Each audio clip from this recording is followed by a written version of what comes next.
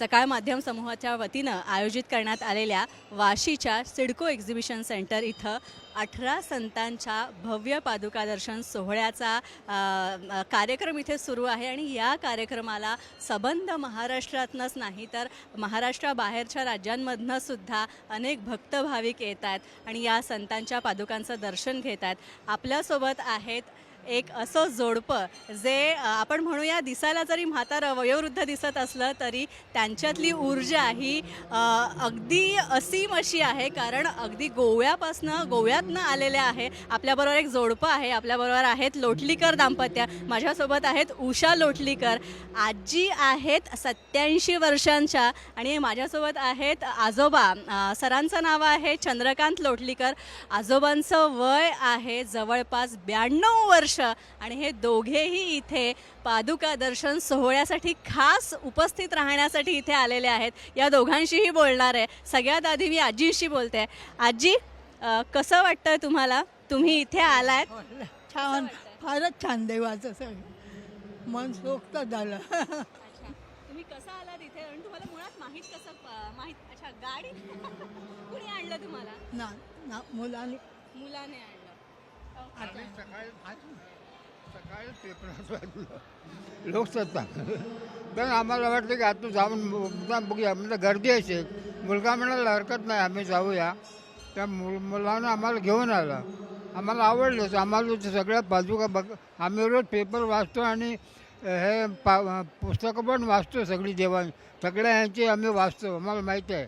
त्यामुळे मुद्दाम बघून आला. आम्हाला घेऊन आला मुलगा.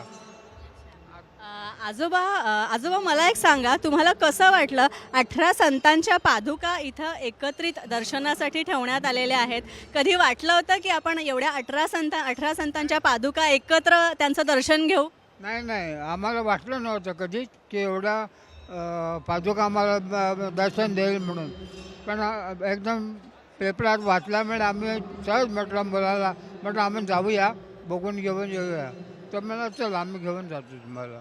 ते घेऊन आला. मुलगा वगैरे ते फिरतात आहे, आतमध्ये आहेत. आम्हाला व्हॉलंटियर घेऊन आला. सगळं त्याने व्हॉलंटियरने दाखवलं व्यवस्थित आणि त्याने फार मदत केली. आम्हाला व्हीलचेअर पाहिजे का म्हणजे आम्हाला व्हीलचेअर नको, आम्ही चालत येतो. व्हीलचेअर आम्ही खरं तर सकाळ माध्यम समूहानं अशाच वृद्ध भाविक भक्तांसाठी सगळ्याची सोय केली होती. अगदी व्हीलचेअरपासूनची सगळ्याची व्यवस्था केली होती. मात्र या दोघांनीही व्हीलचेअर घ्यायला नकार दिला. आजी, तुम्हाला एकंदरीतच सगळी व्यवस्था कशी वाटली जी सकाळ माध्यम समूहाने केलेली आहे ती? काय ते सगळी व्यवस्था तुम्हाला कशी वाटली? फारच छान. मस्त झालं, चांगलं झालं, मनसोक्त झालं. अर्ध्या पादुकावर साईबाबा वगैरे बघितले, पण जे नव्हते ना बघायला ते सगळे बघायला मिळाले. आनंद झाला. नक्कीच. तर सकाळ माध्यम समूहानं या भव्य पादुका दर्शन सोहळ्याचं आयोजन जे केलेलं आहे ते अशाच भाविकांसाठी केलेलं आहे ज्यांना एकत्रितपणे या पादुकांचं दर्शन इथे होत आहे. आणि खरं तर अशी अनेक मंडळी आहेत, वृद्ध मंडळी आहेत, वृद्ध भक्तगण आहेत जे इथे येत आहेत, या सगळ्या 18 संतांच्या पादुकांचं दर्शन घेत आहेत आणि मनापासून समाधानी होत आहेत, मनापासून आनंदी होत आहेत. स्नेहा ढवळे, साम TV, मुंबई.